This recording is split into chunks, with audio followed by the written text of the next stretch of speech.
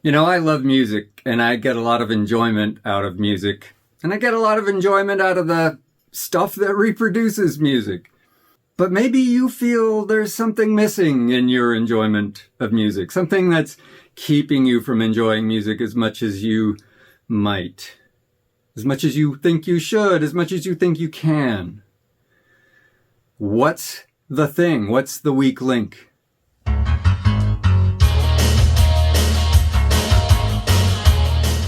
Welcome to Lancaster Hi-Fi. I'm Stephen Lancaster, and today I want to talk about what's the weakest link in your musical enjoyment. What's the thing that you could change that would most likely and most greatly improve your enjoyment of your music? And I want this video to be useful to both the beginner and the expert, as well as everybody in between. And so I want to start with, let's just get right into it, the most obvious sort of stuff. And I'll hone down from there. Because you will find on audiophile type forums, people asking, here's my system, what's the weakest link? And you'll get a range of answers. So let's talk about some of those things. The first thing, and maybe the most obvious, is, what music are you listening to? Are you listening to Rick Astley? Are you listening to the soundtrack from Top Gun? And maybe you enjoyed these things in the past, but, maybe you're thinking that there's, gosh, I enjoyed that music in the past, but I'm just not getting the kind of enjoyment out of it that I used to. Well, maybe your musical tastes have matured or have the potential for maturing. Maybe the thing that you find valuable in music is different from what it used to be. Maybe if you tried things like Bill Bruford's solo effort, which, has some pretty amazing stuff on it. I mean, Alan Holdsworth is on this. Jeff Berlin is on this. Or, maybe Weather Report would bring you some musical enjoyment. I mean, we got Wayne Shorter, Jaco Pastorius on here. Some amazing musicians on this album. Maybe that's what's missing. And I don't want to knock anybody's musical taste. We all have our musical taste. We get, if you get maximal enjoyment out of Rick Astley, cool. I'm not knocking it. I'm just saying, if you're finding that it's not bringing you the sort of enjoyment that you think you might be able to get from music, or you thought that you might be able to get from music, then maybe the obvious upgrade is in the music that you're listening to. Let's say you've got good music, but you don't have good recordings of that good music. You've got a tattered and torn old copy of Bebop Deluxe, Futurama. You've got an old copy of Dark Side of the Moon that you played on a cheap record player for way too many times. You got a copy of Gentle Giant's Freehand that is just tattered and torn and played on too many cheap systems, too many cheap needles and so on. And it wasn't in great condition to begin with. You might find that replacing that copy with a new remastered Futurama or a new remastered Dark Side of the Moon or a new remastered, CD of Freehand. These things might dramatically improve your enjoyment of your music. And back in the day, back in the 80s, there was a lot of that sort of replacement going on. What was happening in especially the early 80s? Well, people were tossing their old Led Zeppelin and replacing it with CDs. And that was a huge boon for music sales in the 80s. I bring up this particular example not just because I happen to have both, But I remember one of my math teachers in junior year of high school saying, well, what happened to you this week? Or, what are you getting for Christmas or something like that. And it's like, my wife, got me all of Led Zeppelin's albums on CD. And he was totally psyched. That was a big thing. Now, some of us who are into records would say, the move to CD wasn't necessarily a dramatic improvement. But a lot of people did get a lot of enjoyment and sort of enjoyment sort of listening out of moving to CDs from vinyl. And why is that? Well, a lot of times they were listening to really filthy vinyl on filthy needles. So, oftentimes the weakest link is a dirty needle. Get a needle brush, get some needle cleaner, stylus cleaner. If your music is starting to really sound like crap and you have good records and you have a good system, chances are you might have a dirty needle that just needs to be cleaned. You might have dusty records that a record brush could fix. But you might have some filthy records that, you might need to take a brush and some liquid cleaner too, put them in a bath or an ultrasonic cleaner and clean them thoroughly. And that can dramatically affect your enjoyment of that music. And I will always marvel at what happened when I took an old, seemingly worn out copy of Fleetwood Mac's Rumours, cleaned it thoroughly, and it sounded amazing afterwards. So, that might be the weakest link in your system. And that's way onto the source side of the system, isn't it? But it's nothing to do with you needing to replace something necessarily. It might just be dirt that's getting in the way of your musical enjoyment. Well, let's see now. What then if I've got good music that I like, if I've got good recordings and copies of the music that I like, if my needle and my records are clean, but there's something wrong, what's the most likely thing after that? I can tell you what's probably most likely, but now it's going to change a lot from system to system, from person to person.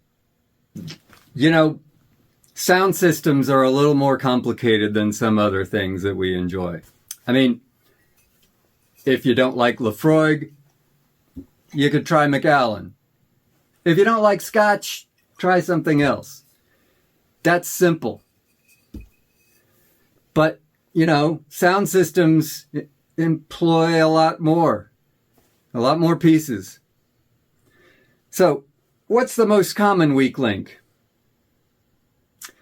I mean, what you will see a lot is people say, and I think this is largely often true, is your room and your speaker placement.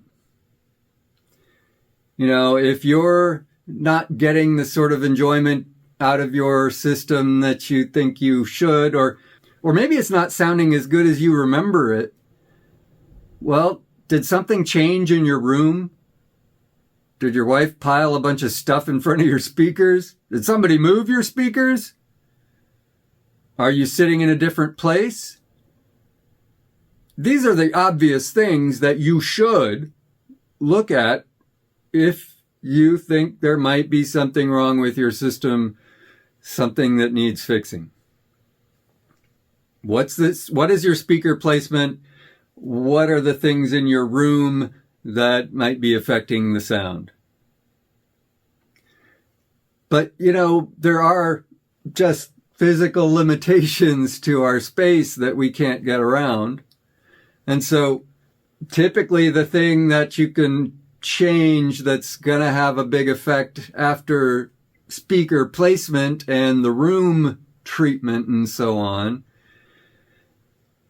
is the speakers themselves. I mean, let's be real. Most amplifiers are just amplifiers well, there's a smaller difference among amplifiers than there is among speakers. And I think that's just generally true. And by that, I mean, never minding the power that amplifiers produce in their sound signature, there are smaller differences than among almost any two pairs of speakers, especially if those speakers are made by different manufacturers, by different companies. So I'm looking at my ADS L520s, and I've been thinking, I really like these speakers, but, maybe I could use something better. Maybe something different would sound better in this room. And again, that's in this room.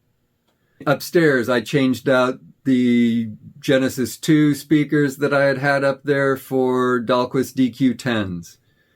And the Dahlquists were a big improvement. But not in every aspect. Those Genesis 2s had more bass than the Dahlquists. So now I'm searching for a subwoofer. But that's where we go with this, right? What's the weakest link? If you've got all really nice components, room treatment, speaker placement, etc., maybe it's your speaker cables.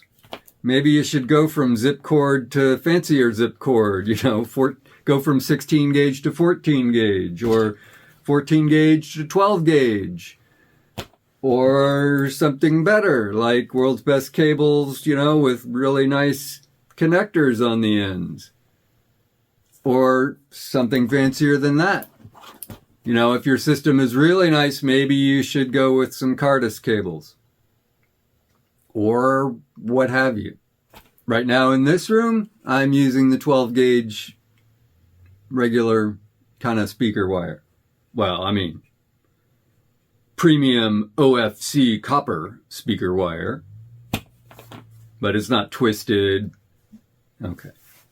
And cables are a thing that if every component in your system is premium, but you're using crap cables do matter, typically in proportion to how good the rest of your system is.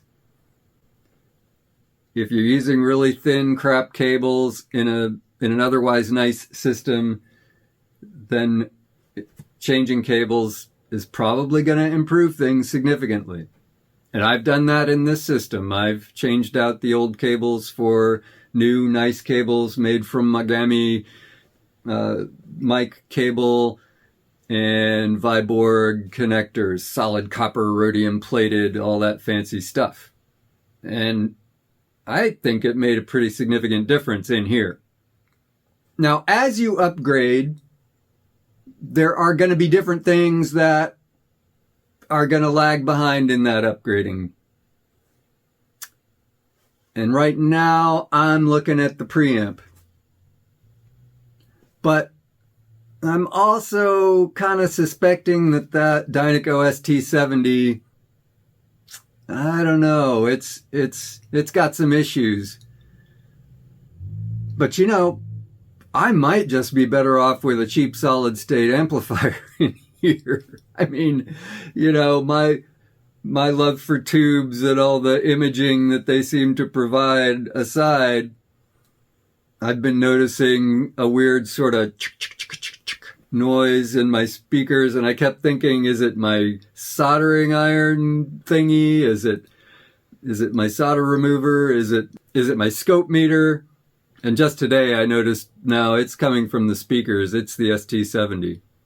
And how do I know it's the ST70? Well, I turned off the CD player, and then I turned off the preamp, and the noise was still coming out. It's the ST70. It's got a little motorboating going on in there. Dang. Shoot me.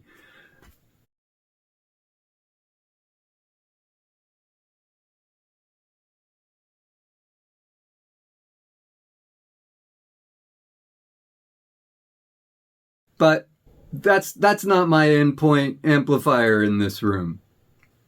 It's filling in until I get around to upgrading, modifying my Heathkit, another tube amp. And is that my endpoint amplifier? I don't know. Maybe not. It might be for this room, but maybe not.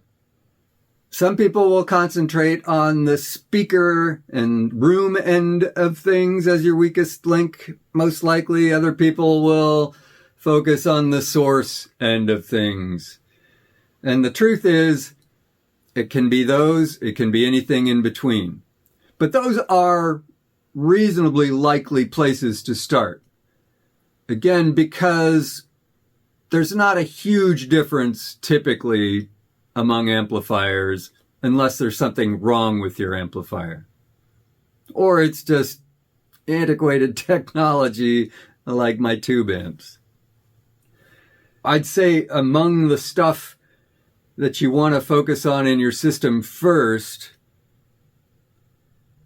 unless you've already got an amazing turntable or CD player or streamer and DAC and so on, whatever your preferred source is, your amplifier is probably fine.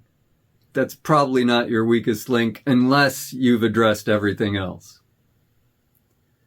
Just because, the typical differences that speaker placement can make, that room treatments can make, that changing speakers themselves can make, and that different sources can make.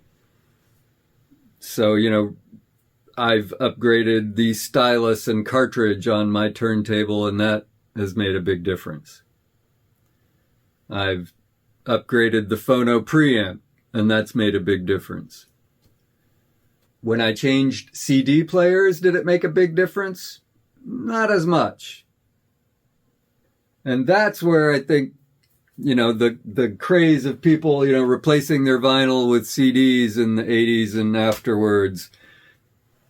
People had crusty old record playing systems, and a decent enough CD player was going to sound a lot better than a cheap stylus, a cheap, dirty, worn out stylus on worn out records and dirty records.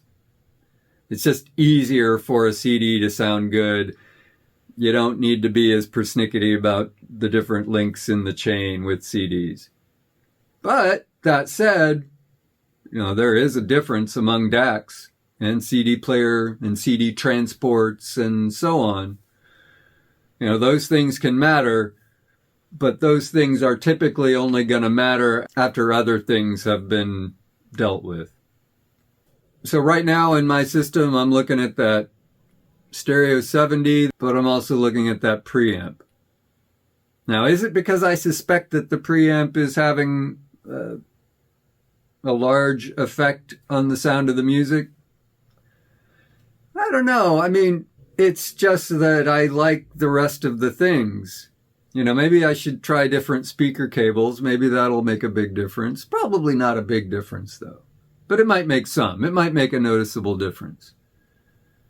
And that's certainly an easier and cheaper thing to do than to go from the preamp that I spent $100 on and, say, going up to an Audio Research, multi-$1,000 preamp. That multi-$1,000 preamp might make a pretty big difference, but I should probably try some cheaper stuff first. But maybe I just want a more expensive, nicer preamp. What if I just want something different? Not necessarily because it's the thing, but in my case, one of the reasons I've kind of honed in on wanting a different preamp is that, the preamps I've been using are, not great. They're not bad, but they're not great. I've been using some great amps, but I'm also recognizing that I like building amps and I like trying different amps.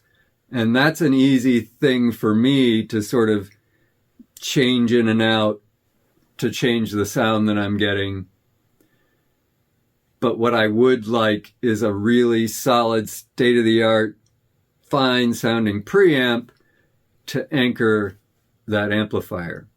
so that as I try different amplifiers, I can be sure that the preamp is providing a solid signal to that amplifier. And again, I look suspiciously at these ADS L520s, and I go back and forth from some people who would say, no, dude, in this size room, those are maybe as good as you can get. To other people saying, well, let's be realistic here. While there's a cult around ADS, they're not necessarily the be-all and end-all. You might be better with some Wharfdale Lintons, like the new ones. Those might be really nice in this room. And that might be true. Maybe I should try some different speakers in here to see what I like.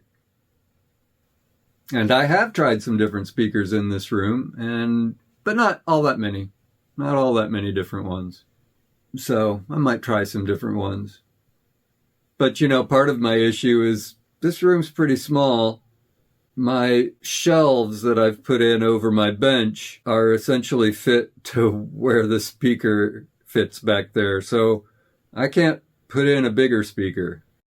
Let's move out of this room and take as a different example my living room system, where I've got my nice Dahlquists. But I said before, I've been kind of looking for a subwoofer because they don't have quite the bottom end that the speakers that I had there previously did. And that's one place to look. What am I using for speaker cable up there? I'm using some relatively cheap stuff that my friend Chris gave me, which is just twisted pair Amazon Basics type speaker cable.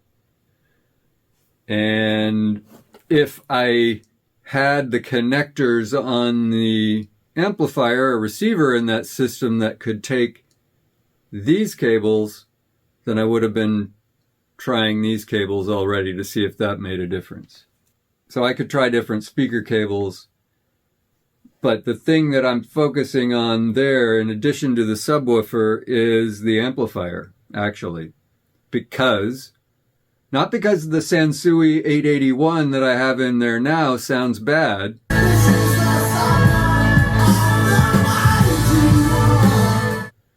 But because it doesn't have as much power as I might like to have for those speakers. Because the DQ10s are not that efficient. I think their efficiency is around 86 dB at 1 watt at 1 meter, which is a little on the low side. And so in order to crank the volume, you kind of want more power. Do I want to put tube amps in there? Do I want to try to get super powerful tubes in there? I don't know, maybe, but more likely a serious, 100 to 200 watt solid state amplifier would be the key there. And right now I just don't have that to put in there. I've got a couple of candidates, but none of them are working right. So, maybe I just need to break down and buy a decent 200 watt per channel solid state amplifier to go in that slot. That kind of synergy or lack thereof, a lack of synergy in your system can be a weak link. If I've got really nice speakers, but I don't have an amplifier that can really drive them to their full potential, that might be the weakest link. It might sound perfectly fine and excellent and awesome at lower volumes, but if I really want to crank it up, it's not going to sound great unless I get a more powerful amp for those speakers. If you're doing streaming, a lot of people will tend to focus on the DAC, the digital to analog converter. And, you will see different things on YouTube and the internet about the quality of different DACs. Some people will say all DACs are the same once you reach a certain quality level. Others will say that's clearly not true. I think the argument likely arises from, some DACs may sound fine, or all DACs might sound the same in a certain system and not in another. Not in another that has maybe an amplifier or a preamp with certain drive requirements, certain input needs, or just a very highly resolving other parts of the system, speakers, etc., that really can reveal very subtle differences in DACs. So, for example, when my friend Chris sort of just laughs at that idea that all DACs sound the same, I totally get it, because in his system, you change anything and you can hear the difference. I mean, it's kind of spooky. Things that would have really little effect in any of my systems don't have, I was going to say don't have dramatic effects in his, but actually they do. He changes almost anything in that system and it can have a pretty dramatic effect because everything in that system is so resolving. Changes cables, you can hear it. Changes platter mats, you can hear it. Changes amplifiers, you can hear it. And for that, in his system, then it doesn't become so much a matter of what's the weak link or what's the weakest link, but what does he want it to sound like? Does he prefer his Mola Mola power amp, or does he prefer his octave tube amp? The Mola Mola is class D. It's really amazing.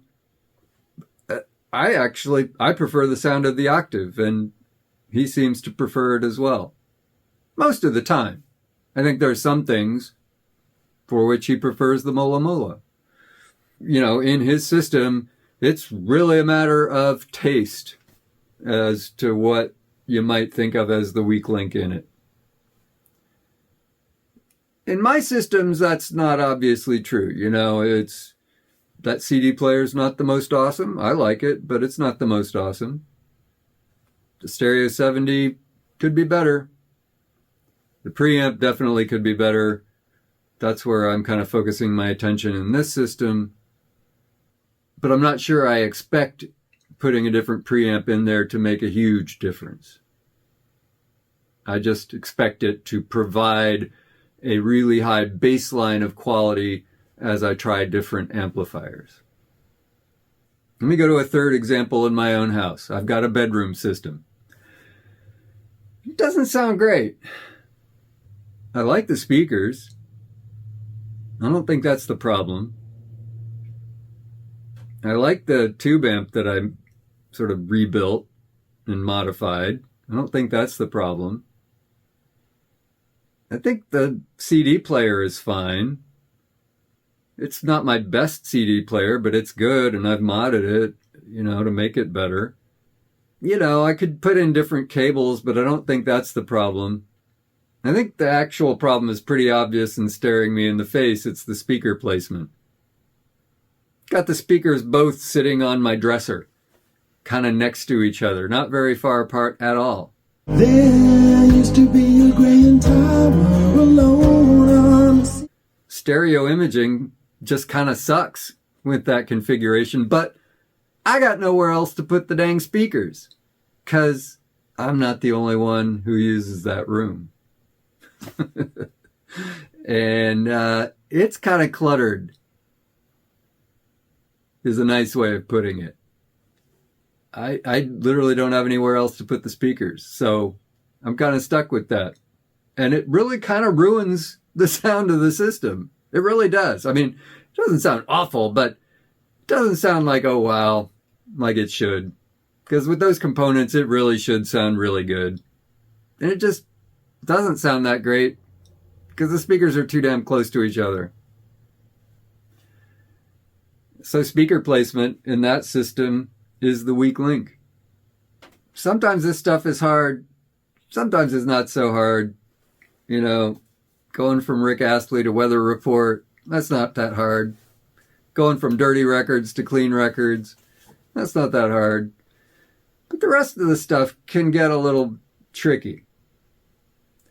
And knowing where to focus in and what's likely to have the biggest effect isn't always easy. And it's definitely not going to be the same in every system. And with that, I think I'll wrap that up. And thank you for watching.